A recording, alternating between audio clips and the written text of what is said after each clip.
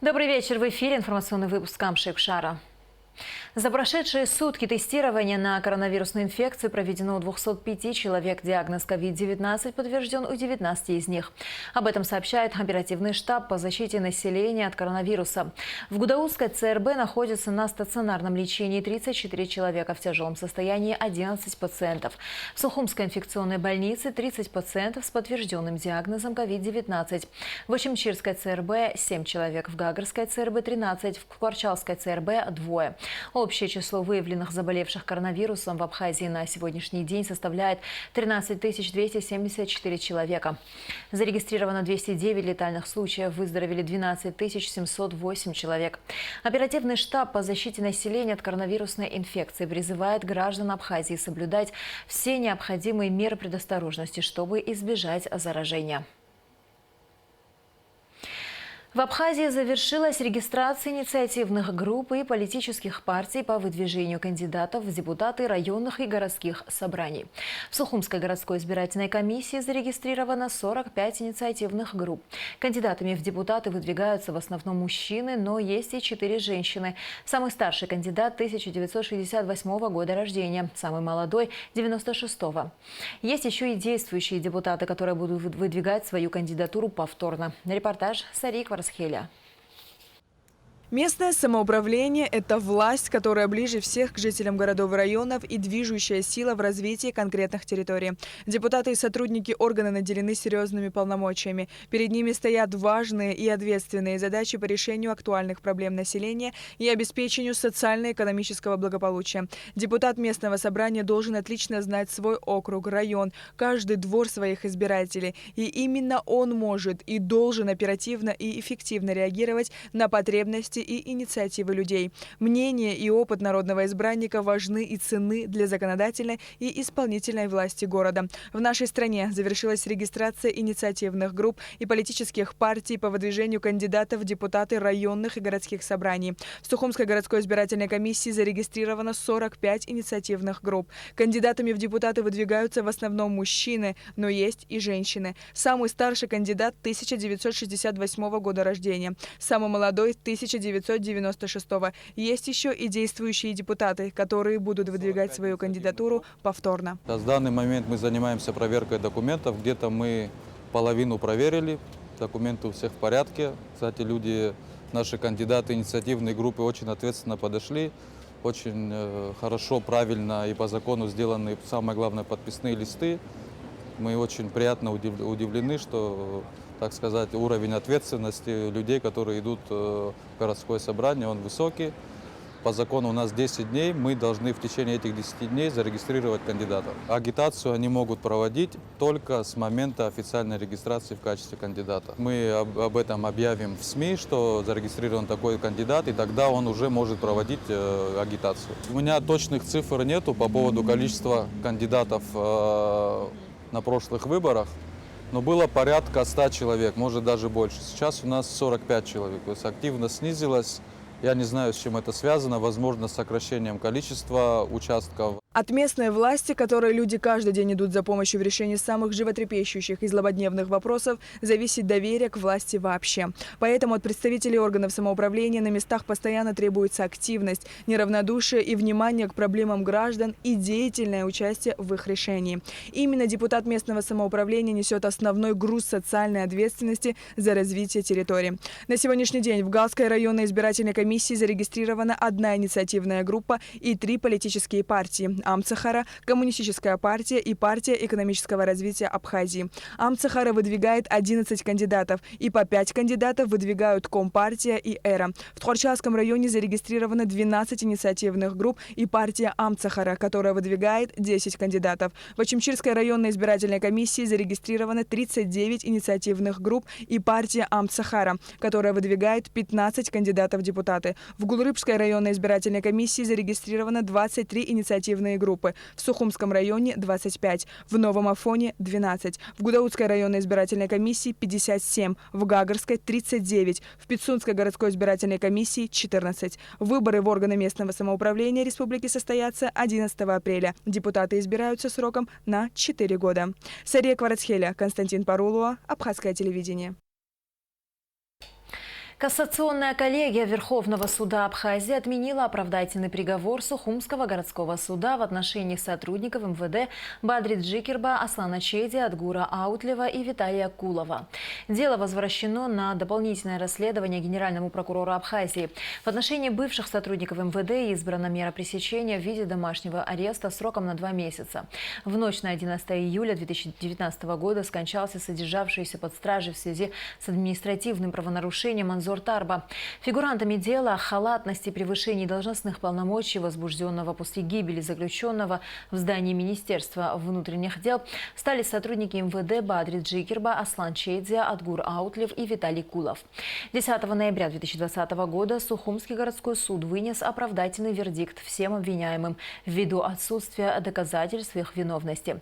Генеральная прокуратура сочла приговор Сухумского горсуда незаконным и необоснованным и обжаловала его в кассационной коллегии по уголовным делам Верховного суда Абхазии. Решение кассационной коллегии Верховного суда может быть обжаловано в суд надзорной инстанции. Серия пожаров произошла 22 марта вечером в Сухуме и Сухумском районе. Пожарные отделения ПСО города Сухум трижды выезжали по вызову. По улице Мушних-Варске загорелся электросчетчик в частном двухэтажном доме. Пожарным удалось прибыть в максимально сжатые сроки, ликвидировать возгорание и не допустить распространения огня на весь дом. В 20 часов 27 минут тушили пожар в двухэтажном доме по 4-му проезду улицы Апсильской в селе Дзукте Сухумского района. В результате происшествия выгорел 2-й этаж дома. Пострадавших нет. В 21 час 40 минут произошел пожар на трансформаторной подстанции по улице Соловьева в Сухуме. Сотрудники спасательного ведомства ликвидировали и это возгорание. В общей сложности в тушении всех пожаров были задействованы 4 пожарных расчета и 1 спасательное отделение ПСО города Сухум. Министр культуры Абхазии Гудиса Агарба находится с рабочим визитом в Москве. В российской столице запланированы встречи, в рамках которых будут обсуждаться вопросы взаимодействия и сотрудничества Абхазии и России в области культуры в 2021 году. В Министерстве просвещения и языковой политики началась работа второй научно-практической онлайн-конференции АПЭйпш на тему «Инновационные технологии в образовании. Новое время и новые подходы».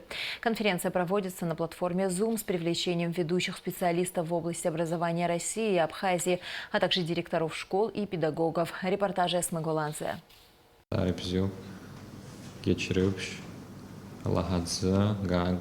Последние приготовления к международной научно-практической онлайн-конференции АПЭйпш. Со всех районов республики к ней присоединяются педагоги и учащиеся. Послушать докладчиков и задать интересующие вопросы. Такая возможность есть у любого. Единственное условие – наличие гаджета с выходом в интернет. Темой выступления министра просвещения Инала Габлия стали коучинговые технологии в учебном процессе. Доклад посвящен 5 принципам известного американского психотерапевта Милтона Эриксона, которые легли в основу направления коучинг. Методика является эффективной и может успешно применяться и в педагогической деятельности. Первый принцип хотел бы с вами обсудить тоже, что со всеми все окей, да? Со всеми все хорошо. Что это за принцип, что это значит? То есть, как бы себя человек ни вел, в каком бы состоянии он ни был, отношение, да, например, педагога к ученику такое, что да, вот у него есть все ресурсы. Второй принцип, который Милтон Эриксон использовал в своей практике, в своей работе, это принцип наилучшего выбора. Что это значит? То есть каждый человек из текущей ситуации всегда делает наилучший из возможных для него выборов.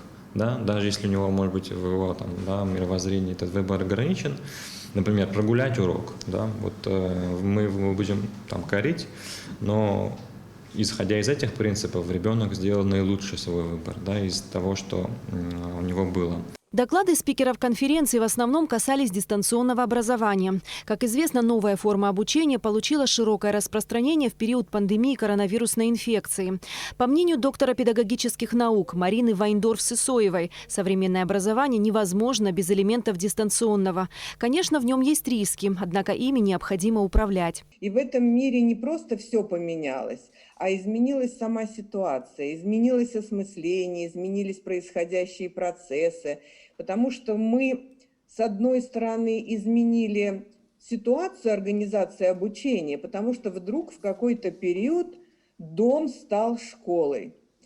В какой-то период мы изменили себя, и нам стало необходимым понять, а что теперь делать вот в этой сложной ситуации, в этом ракурсе с теми, кто обучается, кто пришел к нам и кого интересуют новые проблемы. Изменилось поведение людей, и изменился учитель. Мы сегодня вот такие, мы на массовом дистанции, кто-то учится дома, кто-то в классе, кто-то в школе, кто-то в вузе. И управление процесс идет совсем по-другому. И связано это с серьезной проблемой с трансформацией образования. Методист по начальному образованию Наталья Вьюн рассказала о том, как сделать образовательный процесс интересным. По ее мнению, один из эффективных способов – использование сетевых проектов, которые представляют собой игровое или творческое удаленное взаимодействие учащихся. Проведение дистанционных конкурсов игр вовлекает учащихся в процесс самообразования, стимулирует творческое, инициативное мышление, развивает интеллект, независимо от места проживания и состояния здоровья. И главная задача нас, педагогов, педагогического коллектива в целом наших образовательных учреждений – сделать школьную жизнь интересной, яркой. Каждый участник конференции поделился опытом работы в сфере дистанционного обучения. Педагог начальных классов Татьяна Жукова рассказала об использовании сервиса Google на уроках в начальной школе. Я с Google дружу уже очень давно. Почему? Ну, во-первых, простота и удобство, возможность обратной связи, возможность совместного редактирования. Вот если бы сейчас сказали, что из этого самое важное, вот для детей и для педагогов, естественно, самое главное – это возможность совместного редактирования. Почему? Сидя в разных точках мира, мы можем зайти по ссылке, да, по доступу в один и тот же документ, внести какие-то изменения, оставить свою лепту, свой след. Это очень удобно. Конференция охватила более 400 участников. По замыслу организаторов в выступлении каждого спикера зашифрована определенная буква. К концу мероприятия слушатели должны угадать эти буквы и сложить слово. Победителя ждет приз. Все активные участники получат сертификаты нашей конференции. Самый первый, кто пришлет слово, получит подарок наших друзей с Апсутур, тур по Абхазии.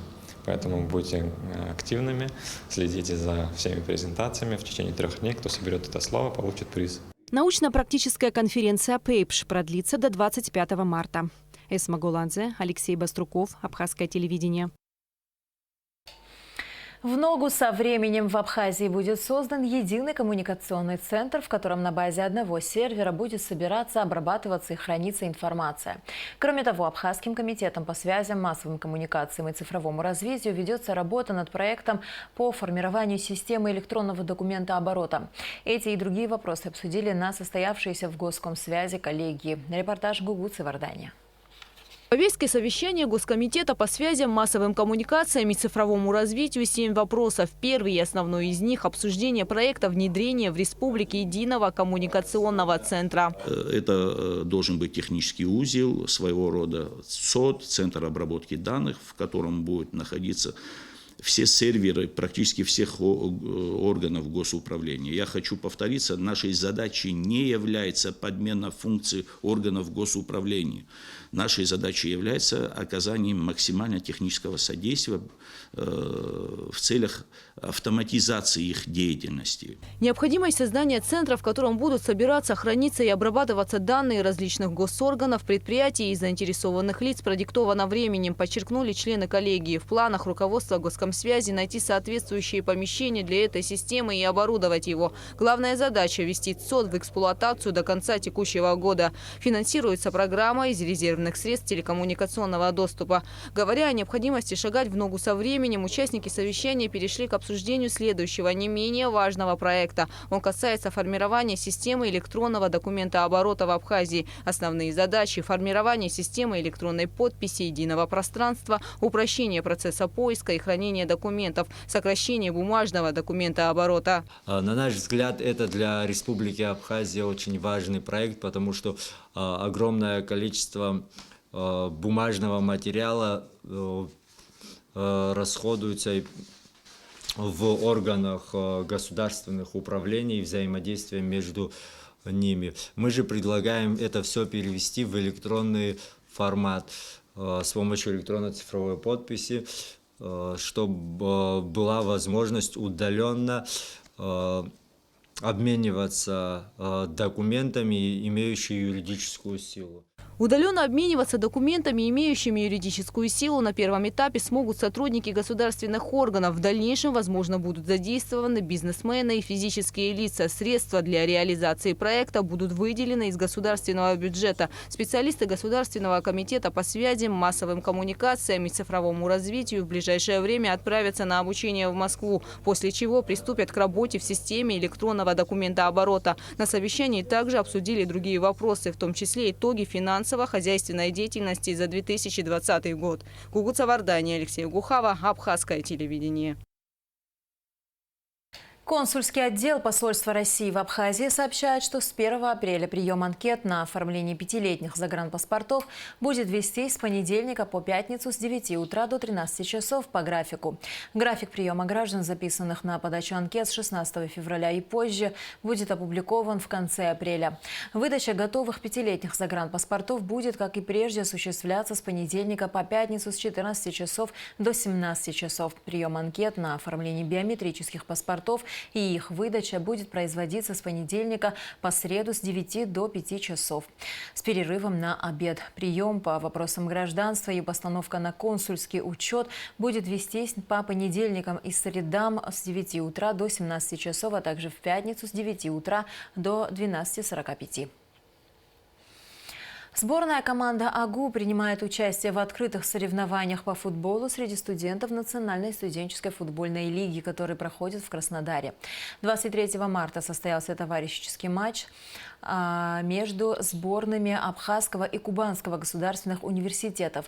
К сожалению, футболистам нашей студенческой команды не удалось показать хороший результат, и игра завершилась победой Кубанского госуниверситета. Игры проходят в рамках международного турнира по футболу среди студентов «Кубок Победы», посвященного 75-й годовщине Победы в Великой Отечественной войне. Проблема нехватки пресной воды приобретает все большую актуальность в мире. Кроме того, ухудшается качество питьевой воды. К такому выводу приходят ученые, которые проверяют уровень загрязнения водных ресурсов. По прогнозам экспертов, к 50-м годам 21-го столетия испытывать недостаток в воде будут 2/3 населения планеты. На проблему сохранения водных ресурсов влияет рост населения, причем в регионах с самой неблагоприятной эпидемиологической ситуацией. Свою лепту вносит и парниковый эффект. Водные просторы бесследно испаряются с поверхности планеты. Плюс каждый человек расходует воду бездумно в гораздо больших объемах, чем ему необходимо. Об источниках пресной воды в Абхазии, об их качестве и необходимости бережного отношения к водным ресурсам пойдет речь в специальном репортаже Алики Трапш, который мы предлагаем вашему вниманию сразу после выпуска новостей. И в завершении выпуска о погоде. По сообщению Гидрометцентра, в среду 24 марта в Абхазии ожидается облачная с прояснениями погода. Ночью и утром сильный дождь, возможен туман. Температура воздуха ночью 3,8, днем 5-10 градусов. Температура морской воды 10 градусов. На этом наш выпуск завершен. До скорых встреч в эфире.